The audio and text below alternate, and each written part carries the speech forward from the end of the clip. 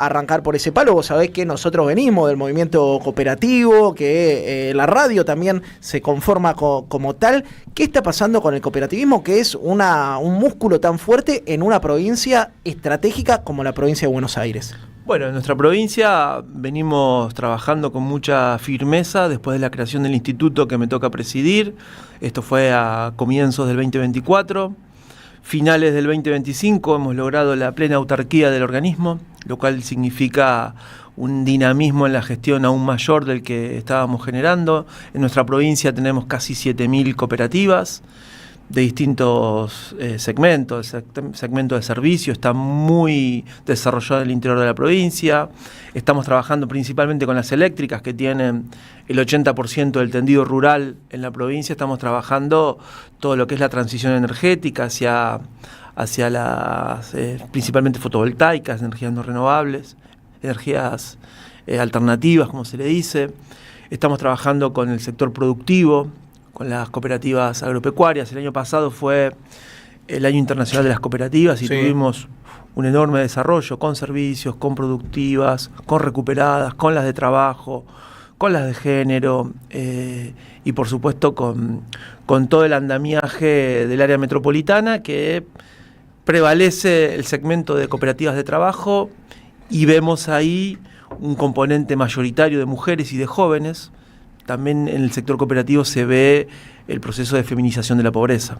Qué laburito que te tocó, porque tenés una heterogeneidad tremenda, ¿no? Una heterogeneidad geográfica. No es lo mismo la cooperativa que está en un barrio de Quilmes o en un barrio de Matanza que la cooperativa que está en Pergamino. No es lo mismo una cooperativa de laburo que la cooperativa eléctrica de, no sé, pienso de 9 de julio, una ciudad con una impronta cooperativa histórica. ¿Cómo haces al momento de decir, bueno, los recursos son finitos, hay que balancearlos, hay que tomar decisiones? Una cosa es la transición energética, que es una decisión de fondo y profunda. Otra también son las doñas que están sosteniendo un emprendimiento de cocina en un barrio que es su sustento económico y que quizá incluso tiene empleos indirectos. ¿Cómo es esa evaluación de qué hacemos? Se hace en función del impacto que tiene en la comunidad, ¿no? Hemos priorizado en este año y medio el trabajo en el interior, de lo que se denomina el interior de la provincia de Buenos Aires, porque ahí vemos una vinculación con toda la comunidad, un impacto en el servicio de internet, en el acceso a la educación, en el acceso al agua, en el acceso a la energía, principalmente la electricidad. Y ahí vemos que el impacto del ajuste de Milei, del deterioro económico que genera Milei, sin el sostenimiento de las cooperativas, esos pueblos serán pueblos fantasmas. Ya tuvimos ramal que para, ramal que cierra en la década del 90, y hoy con las deudas que tienen las eléctricas con Camesa, tendríamos casi pueblos que se apagan. Como fue un caso concreto que estuvimos en Líbano, en el fondo de la Madrid, un pueblo de 300 habitantes, donde una cooperativa endeudada, sin balances, sostenía el servicio eléctrico y tuvimos que asistirlo con el área de energía de la provincia. Pero después vemos también el sostenimiento de los puestos de trabajo.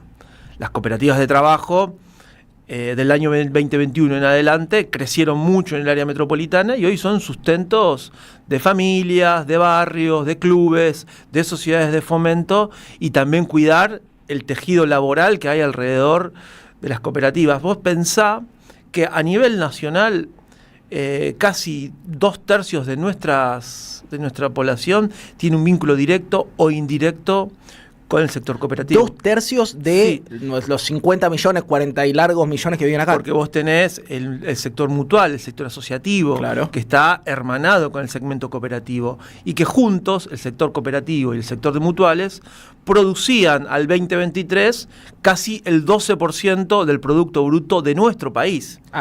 Brutal, digo, más del 10% de lo que se genera se produce. Pienso en productos y pienso en servicios. Te quiero llevar a un tema que me interesa desandar también, que hay una asociación intencionada, obviamente, entre el cooperativismo y lo viejo, ¿no? Entre el cooperativismo y lo manual, lo artesanal, lo vetusto, pero hay mucha rama del cooperativismo que también empiezan a emerger muy vinculadas a nuevas áreas. Pienso, ustedes saben, yo vengo de los medios digitales cooperativos. Pienso en compañeros, en Juan Lomanto, un compañero que se dedica al diseño de videojuegos y se organizaron en cooperativa. Pienso en cooperativas culturales también, ¿no? Que tienen una impronta muy propia, músicas, bandas. ¿Qué hay en este cooperativismo joven? Hay mucho. La red de medios digitales es un instrumento que han tenido varias cooperativas que vos conocés muy bien, que está en desarrollo en sintonía con las cooperativas tecnológicas. Tenemos, por ejemplo, en Rosario, te voy a dar un ejemplo, Texo de Rosario exporta software de última generación. Mirá vos. Tenemos las cooperativas tecnológicas de la provincia que hace muy poco nos presentaron en General Belgrano un panel inteligente con sensores manejado desde una app en un teléfono para reducir el gasto de gasoil del apicultor. Tener conocimiento de la temperatura, de las vibraciones de las alas de las abejas, del peso, de cuánta miel se está produciendo. Es decir, unir cooperativismo con el pasado forma parte de una mirada que desconoce el mundo. 1.400 millones de asociados a nivel global tiene la Alianza Cooperativa Internacional. Estamos hablando casi de la misma población que Pakistán, que Indonesia o que el mundo católico. Tremendo. De alguna manera. Entonces, cuando Milei ataca, cuando Milei agrede, cuando Milei vota en Naciones Unidas en contra del desarrollo cooperativo, lo que hace es votar en contra de la producción, del trabajo, de las nuevas tecnologías y sobre todo de las comunidades de nuestro país y del mundo. Te voy a hacer una última de cooperativismo, después me quiero meter a hablar de política, que es lo que también nos apasiona, que tiene que ver con qué pasa con las cooperativas agrarias, ¿no? Porque ustedes saben que en nuestro país muchos de los productores, medianos, grandes también, pequeños, se organizan en cooperativas, ¿no? Que tienen históricamente un peso relativo importante y que el Estado también les da mucha bola, porque después esto ya sabemos cómo votan, ¿no? Pero el Estado también está ahí bancando desde el INTA y la tecnología agropecuaria hasta el laburo cooperativo de la provincia, de la nación. ¿Cómo es el diálogo con esta gente que probablemente tenga una mirada del mundo enfrentada a la que podrías tener vos? Creo que hay distintos segmentos de la producción agropecuaria y agrícola. Tenemos las grandes exportadoras, tenés confederaciones como Coninagro, con las cuales tenemos un muy buen diálogo, independientemente de las posiciones políticas o partidarias que puedan tener sus miembros, institucionalmente con las grandes cooperativas, las que exportan en dólares, las que generan activos financieros, por decirlo de una manera, tenemos muy buen diálogo, tanto nosotros como el Ministerio de Desarrollo Agrario que conduce Javier Rodríguez. Después tenés la pequeña producción agropecuaria que se organiza a través de la Federación Rural, a través de la Federación Agroba, a partir de FECOFE, con la cual tenemos un trabajo más allá de la provincia de Buenos Aires. Con esas instituciones tenemos un trabajo concreto, cotidiano, y después tenés experiencias de otro tipo, por ejemplo, de Miramar, Copekiwi, que exporta a todo el mundo y está enlazada con productores de Australia y con productores de Portugal.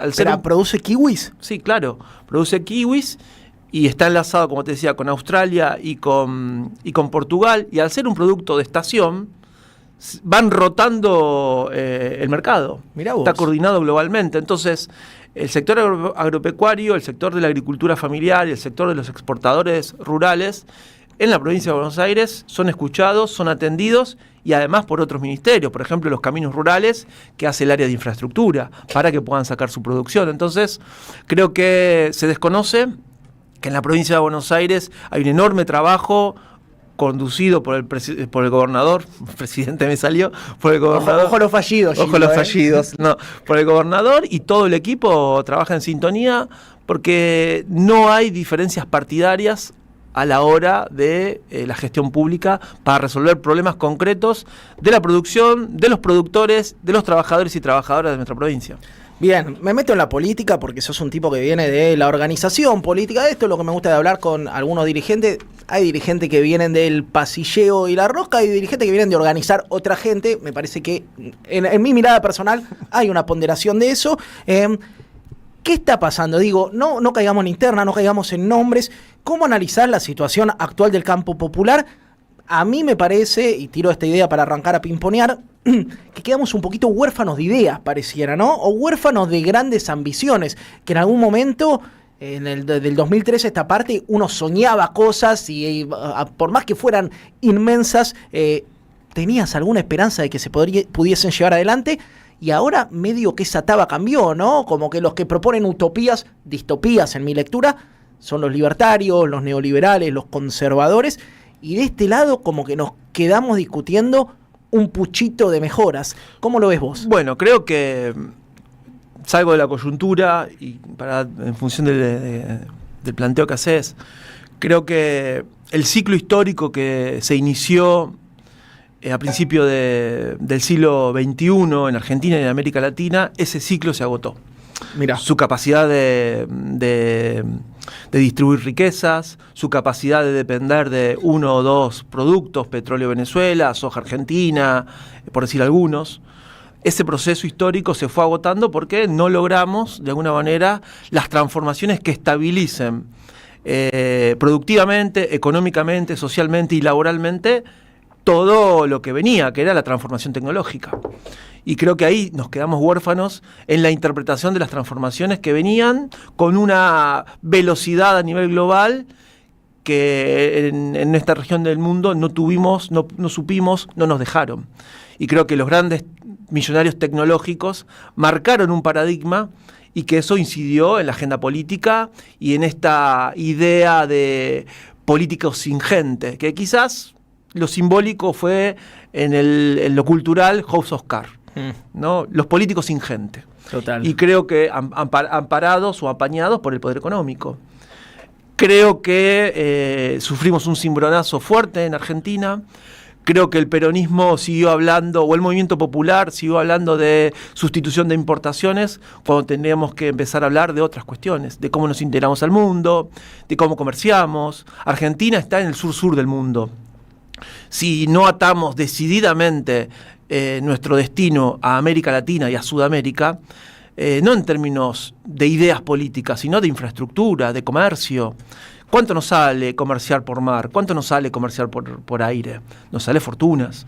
Y creo que tuvimos una buena retórica, tuvimos avances, tuvimos capacidad distributiva, pero nos faltó la construcción plena, concreta, de esa alianza política, económica, comercial, bien material y también de ideas que se pregonó y que no se logró. Y creo que hoy estamos en una nueva etapa, estamos en un ciclo histórico que nos encuentra en la defensiva y que implica modificar los paradigmas. Lo que habíamos hecho no todo estuvo bien.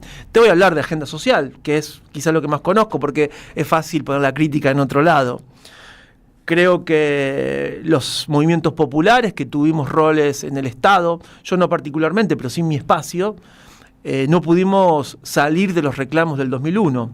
El plan y la comida, por decirlo de alguna manera, fue lo que sostuvo la agenda social. ¿Crees que estuvo mal que compañeros que eran tipos que venían organizando al músculo político de los movimientos populares asumiesen roles en el Estado? Espera, yo lo que pienso es, quizá te servía un tipo como Pérsico, pienso, ¿no? Que la figura que aglutina un poco eso, pero no le quiero poner nombre y apellido, ¿no? Quizá te servía más ese tipo en la calle, manejando el programa político de tu organización para avanzar, que en el Estado con la jaula de hierro que termina siendo el Estado. Digo, es fácil también, como decía, hacer lecturas a posteriori, pero me parece que vale la pena debatirlo. Mira, yo creo que aquellos que son parte de los sujetos colectivos, está muy bien que sean parte de la gestión pública.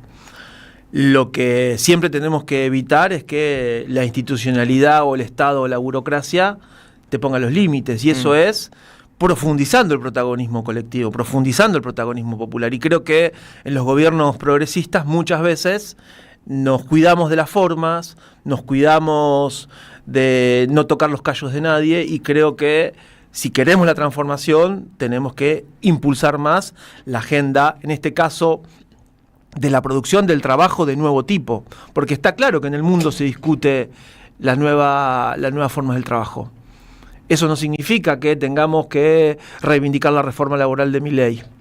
Pero te hago un punto ahí, un punto para picantear también un poco. Dentro del peronismo hay matices en todos los temas, Hablamos de Venezuela, hay matices, hablamos de industrialización, hay matices, hablamos del Papa León, hay matices. Creo que hay uno nodal que tiene que ver con una corriente que propone la industrialización, ¿no? Casi ligada a una mirada desarrollista de podemos seguir protegiendo algún tipo de desarrollo. Uno lo piensa en la metalmecánica originariamente, pero en la industria petroquímica, farmacéutica, Hay otra mirada que dice eso no se puede, y también ligada a la idea de la economía popular. La otra mirada dice, hay mucha gente a la que nunca vas a poder insertar al mercado formal de trabajo porque evidentemente existen y que si los insertases en tu plan industrialista, igualmente tendrías que esperar 40 años. En esta contradicción, que no me parece antagónica, me parece que incluso tendremos que tratar de sintetizarla. ¿Cómo lo ves? ¿Dónde te parás? Bueno, primero, empezando de abajo para arriba. Los sectores postergados socialmente no son todos iguales. Tenés un sector muy hundido en la pobreza estructural. A ese segmento necesitas un ingreso básico y mucho acompañamiento comunitario e institucional, ¿no? Ese segmento que tiene al menos tres generaciones que no han conocido el trabajo tradicional.